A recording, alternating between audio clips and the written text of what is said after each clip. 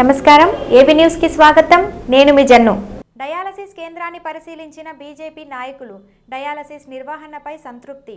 అదనపు బెడ్ల కోసం మంత్రిని కలుస్తామన్న నాయకులు. మదనపల్లె ప్రభుత్వ ఆసుపత్రిలోని డయాలసిస్ కేంద్రాన్ని బీజేపీ నాయకులు చల్లపల్లి నరసింహారెడ్డి పరిశీలించి అక్కడ డయాలసిస్కు వచ్చే వారికి అందించే చికిత్స గురించి అడిగి తెలుసుకున్నారు. డయాలసిస్ రోగులకు సరిపడా బెడ్లు లేవని తెలుసుకొని ఆసుపత్రి సూపరింటెండెంట్ను కలిసి చర్చించారు. అనంతరం నరసింహారెడ్డి మాట్లాడుతూ, గతంలో కామినేని శ్రీనివాస్ ఆరోగ్య శాఖ మంత్రిగా ఉన్నప్పుడు మదనపల్లెలో డయాలసిస్ కేంద్రాన్ని ఏర్పాటు చేశారని గుర్తు చేశారు. ప్రస్తుతం సరిపడా బెడ్లు లేకపోవడంతో ఈ విషయాన్ని మంత్రి సత్యకుమార్ దృష్టికి తీసుకొని వెళ్లి అదనంగా 15 బెడ్లు ఏర్పాటు చేసేలా కృషి చేశానన్నారు.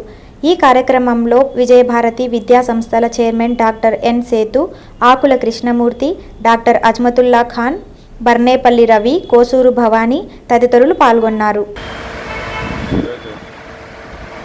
మదనపల్లి ప్రభుత్వ ఆసుపత్రిలో డయాలసిస్కి బెడ్ కొరత ఉందనే సమాచారంతో రావడం జరిగింది.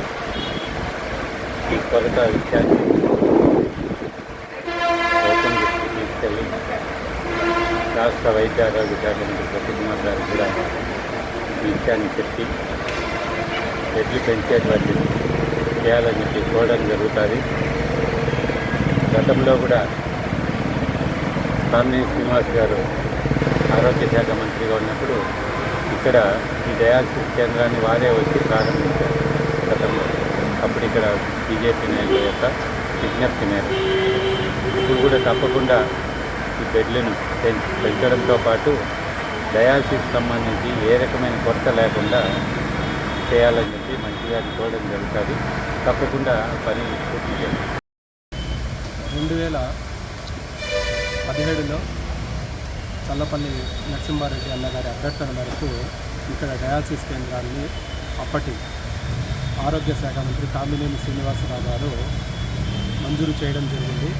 ఈరోజు ఒక ప్రముఖ పత్రికలో కూడా దీని యొక్క మీద వార్త వస్తే నరసింహారెడ్డి గారు వెంటనే స్పందించి ఈ విషయాన్ని మంత్రి గారి దృష్టికి కూడా తీసుకువెళ్ళారు. అదేవిధంగా ఇక్కడ పర్యటన చేసి అక్కడ ఏమైనా సమస్యలు ఉంటే వెంటనే ఆయన దృష్టికి తీసుకురమ్మని చెప్పారు. త్వరలోనే ఇంకా 15 బెడ్లను అధికంగా తీసుకొని వచ్చి మదనపల్లి చుట్టుపక్కల ప్రాంతాలకు కూడా ఈ డయాలసిస్ కేంద్రం యొక్క సేవల్ని భారతీయ జనతా పార్టీ తరఫున మనం ఏర్పాటు చేయడానికి కృషి చేస్తాం.